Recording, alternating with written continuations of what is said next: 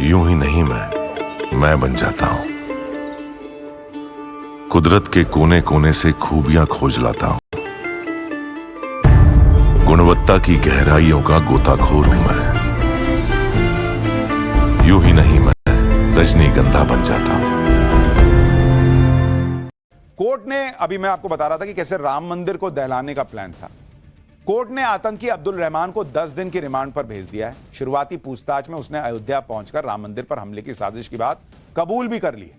सूत्रों के मुताबिक पूछताछ में आतंकी अब्दुल रहमान ने बताया कि राम मंदिर उसकी टारगेट लिस्ट में शामिल था। आतंकियों का मकसद राम मंदिर पर ग्रेनेड से हमला करके बड़े पैमाने पर तबाही मचाना था। इसके अलावा यूपी की कई सरकारी इमारतों पर भी आतंकी हमले का प्लान था। हमले के लिए पाकिस्तान में बैठे हैंडलर्स के आदेश का इंतजार किया जा रहा था। यानी सब कुछ प्लान बन चुका था, बस राम मंदिर टारगेट था। फरीदाबाद में आतंकी अब्दुल रहमान से पूछताछ के बाद जांच एजेंसियों को राम मंदिर पर आतंकी हमले का ब्लूप्रिंट भी मिल गया। सूत्रों के मुताबिक फरीदाबाद में आतंकी अब्दुल रहमान के ठिकाने से छापेमारी में एक पेन ड्राइव मिली है। इस पेन ड्राइव में राम मंदिर और दूसरी जगहों पर हमले का ब्लूप्रिंट मिला। पेन ड्राइव में राम मंदिर और दूसरे धार्मिक स्थलों की जानकारी मिली। आतंकी अब्दुल रहमान के मोबाइल फोन से कई व्हाट्सएप ग्रुप का भी पता चला, जिनमें पाकिस्तानी नंबर मिले।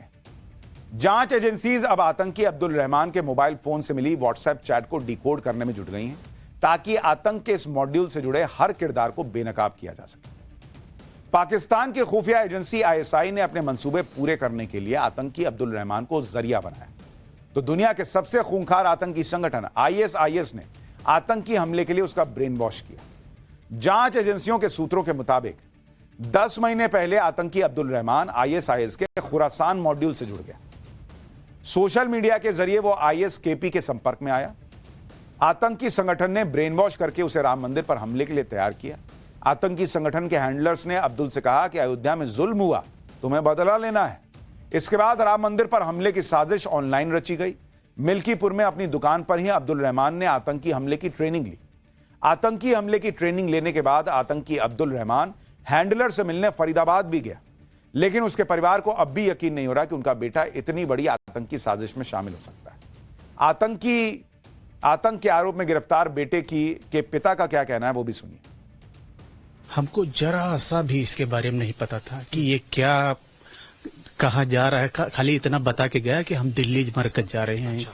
तो यानी मरकज में अमूमन तौर पे जाया करता था। अच्छा। यानी एक बार अभी उसमें गया था 4 महीने के लिए, तो मरकज भी नहीं था, तो 2-3 जगह गया था। अच्छा, कहाँ गया था? वो पहले दिल्ली में 40 दिन थे, उसके बाद फिर विशाखापट्टनम। अच्छा।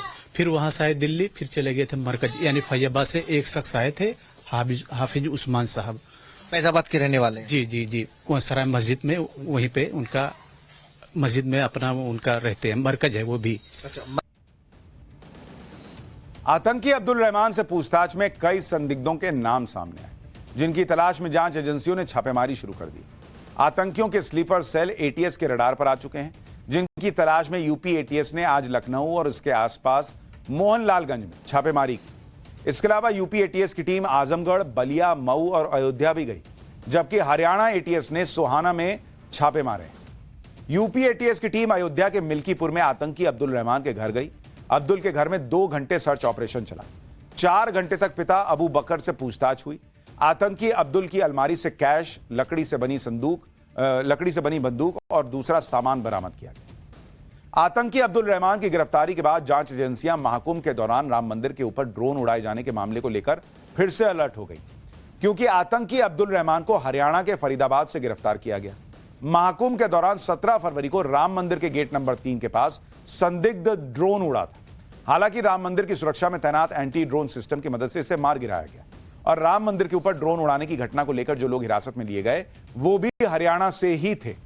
अब जांच एजेंसीज इस बात का पता लगाने में जुट गई हैं कि कहीं आतंकी अब्दुल रहमान का इस घटना से भी कोई कनेक्शन तो नहीं है, क्योंकि जांच में यह भी पता चला है कि अब्दुल रहमान इंटरनेट पर ड्रोन उड़ाने से जुड़े वीडियो भी देखा करता था। महाकुंभ के दौरान 1.25 करोड़ से ज्यादा लोग राम मंदिर के दर्शन के लिए पहुंचे। हर दिन करीब 8 लाख लोग रामलला के दर्शन के लिए पहुंच रहे थे, जिसकी वजह से मंदिर में दर्शन का वक्त भी बढ़ाना पड़ गया था। मतलब हर तरफ राम मंदिर का रौला दिख रहा है, राम मंदिर की चर्चा हो रही है। राम मंदिर के लिए श्रद्धालुओं की आस्था पाकिस्तान और उसकी गोद में पल रहे आतंकी संगठनों की आंख में खटक रही। जिन्होंने राम मंदिर के निर्माण से पहले भी कई बार अयोध्या को दहलाने की नाकाम कोशिश की और राम मंदिर बनने के बाद भी इसकी सुरक्षा को लेकर लगातार अलर्ट मिलते रहे। इस बार भी आतंकियों ने राम मंदिर को टारगेट बनाने की कोशिश की, लेकिन सुरक्षा एजेंसियों की मुस्तैदी ने राम मंदिर पर हमले की आतंकी साजिश को नाकाम कर दिया। गुजरात एटीएस और फरीदाबाद एसटीएफ ने ज्वाइंट ऑपरेशन में फरीदाबाद से आतंकी अब्दुल रहमान को गिरफ्तार किया। आतंकी अब्दुल रहमान पाकिस्तान की खुफिया एजेंसी आईएसआई के इशारे पर राम मंदिर पर हमला करने की साजिश रच रहा था। उसके पास से 2 हैंड ग्रेनेड बरामद किए गए। आतंकी अब्दुल रहमान से पूछताछ में राम मंदिर पर हमले की साजिश पर नए नए खुलासे हो रहे हैं। इन खुलासों की पूरी डिटेल आगे बताऊंगा, लेकिन पहले देखिए कि आतंकी अब्दुल रहमान ने किस तरह राम मंदिर को बम से उड़ाने की साजिश रची। पहले अयोध्या के मिल्कीपुर में के रहने वाले आतंकी अब्दुल रहमान ने अयोध्या जाकर राम मंदिर की रेकी की।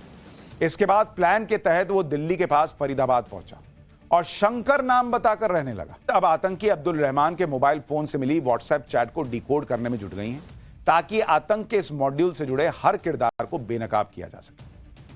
पाकिस्तान की खुफिया एजेंसी आईएसआई ने अपने मंसूबे पूरे करने के लिए आतंकी अब्दुल रहमान को जरिया बनाया, तो दुनिया के सबसे खूंखार आतंकी संगठन आईएसआईएस ने आतंकी हमले के लिए उसका ब्रेन वॉश किया। जांच एजेंसियों के सूत्रों के मुताबिक 10 महीने पहले आतंकी अब्दुल रहमान आईएसआईएस के खुरासान मॉड्यूल से जुड़ गया। सोशल मीडिया के जरिए वो आईएसकेपी के संपर्क में आया। आतंकी संगठन ने ब्रेन वॉश करके उसे राम मंदिर पर हमले के लिए तैयार किया। आतंकी संगठन के हैंडलर्स ने अब्दुल से कहा कि अयोध्या में जुल्म हुआ, तुम्हें बदला लेना है। इसके बाद राम मंदिर पर हमले की साजिश ऑनलाइन रची गई। मिल्कीपुर में अपनी दुकान पर ही अब्दुल रहमान ने आतंकी हमले की ट्रेनिंग ली।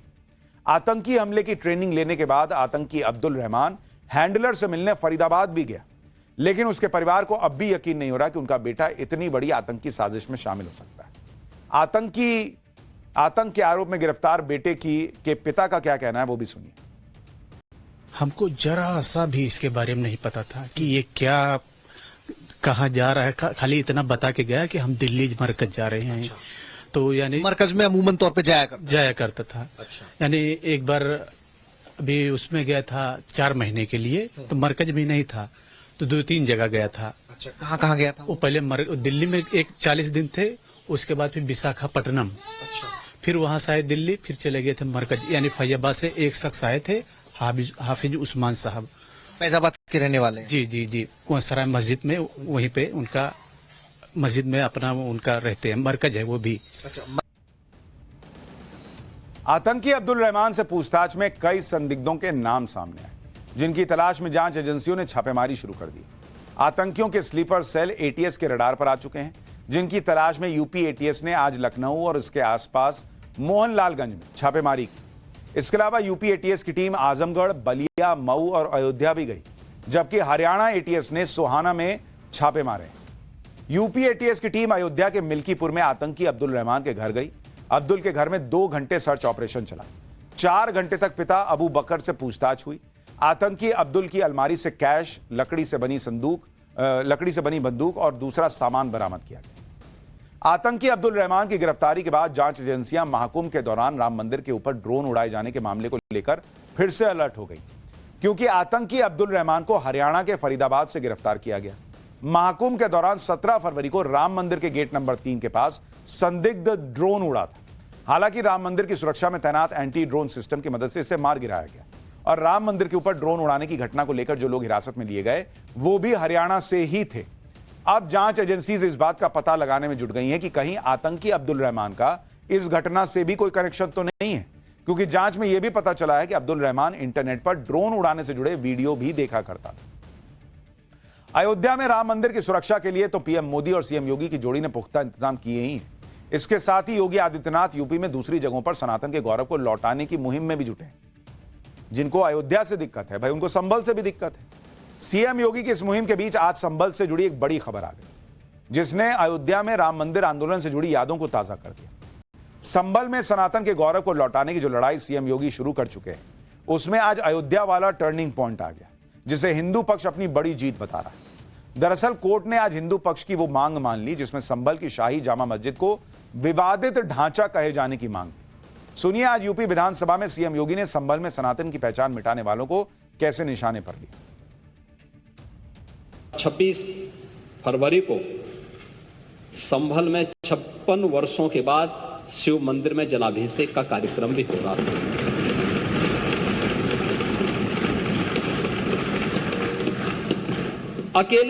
अकेले संभल में